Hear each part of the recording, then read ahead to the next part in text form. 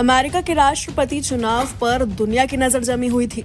ऐसे में Donald Trump की जीत के साथ ही दुनिया भर के देशों के नेताओं के बयान और बधाई संदेश भी आने लगे हैं। भारत के पीएम नरेंद्र मोदी ट्रंप को बधाई देने वाले शुरुआती नेताओं में रहे।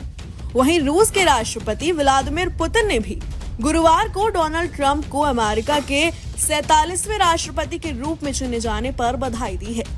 ये बधाई ऐसे समय में आई है जब अमेरिका और रूस के बीच संबंधों में भारी तनाव है, खासकर यूक्रेन युद्ध को लेकर, जिसमें अमेरिका ने यूक्रेन का समर्थन किया है। पुतिन ने एक कार्यक्रम में ट्रंप को शुभकामनाएं देते हुए कहा कि वो एक बहादुर नेता हैं। पुतिन ने ट्रंप की बहादुरी की तारीफ भी की। इतना ही नहीं, ट्रंप पर जुलाई में हुए हत्या के प्रयास के बाद उनके द्वारा की गई प्रतिक्रिया को भी उन्होंने सराहा। पुतिन ने कहा, मैंने ट्रंप के व्यवहार को देखा है, उन्होंने काफी साहस दिखाया। पुतिन ने यह भी कहा कि वो ट्रंप से बातचीत के लिए तैयार है और अमेरिका से संबंधों को बहाल करने में कोई आपत्ति नहीं है, लेकिन ये पूरी तरह से अमेरिका पर निर्भर है कि वो इस दिशा में कदम उठाएगा या नहीं। अमेरिकी राष्ट्रपति चुनाव के परिणाम आने के बाद ट्रंप ने मेजर स्विंग स्टेट्स में शानदार प्रदर्शन करते हुए कमला हैरिस को हराया। ट्रंप की इस जीत के बाद दुनिया भर के नेताओं ने उन्हें बधाई दी, जिसमें पुतिन का नाम सबसे बड़ा माना जा रहा है। बाइडेन और उपराष्ट्रपति कमला हैरिस ने भी ट्रंप को बधाई दी और व्हाइट हाउस में सत्ता सौंपने की प्रक्रिया शुरू करने की भी बात कही।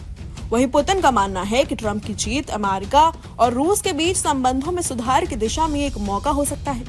रूस यूक्रेन युद्ध के कारण अमेरिका और रूस के रिश्तों में काफी तनाव पैदा हो चुका है।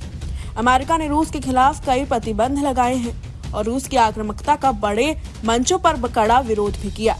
इन परिस्थितियों में ट्रंप का रूस के साथ रिश्तों को सुधारने की बात करना एक नया पहलू हो सकता है। पुतिन ने बधाई देकर संकेत दिया कि इस मुद्दे पर ट्रंप से बातचीत करने के लिए तैयार है, लेकिन इसके लिए अमेरिका का रुख जानना महत्वपूर्ण होगा। हालांकि बधाई वाले पूरे घटनाक्रम पर नजर डाली जाए तो पुतिन ने बधाई देने में कोई खास उत्सुकता नहीं दिखाई, क्योंकि एक दिन पहले से ही ट्रंप को बधाइयां मिलना शुरू हो गई थी। लेकिन पुतिन की ओर से ना तो कोई बयान आया और ना ही कोई पोस्ट। ऐसे में कार्यक्रम में जब उनसे ट्रंप को लेकर सवाल पूछा गया, तब उन्होंने उनकी तारीफ करते हुए उनको बधाई दी। इतना ही नहीं, जब सभी बधाई दे रहे थे तो उधर क्रेमलिन ने ट्रंप को बधाई देने की जगह अमित्र देश का नेता बताया था।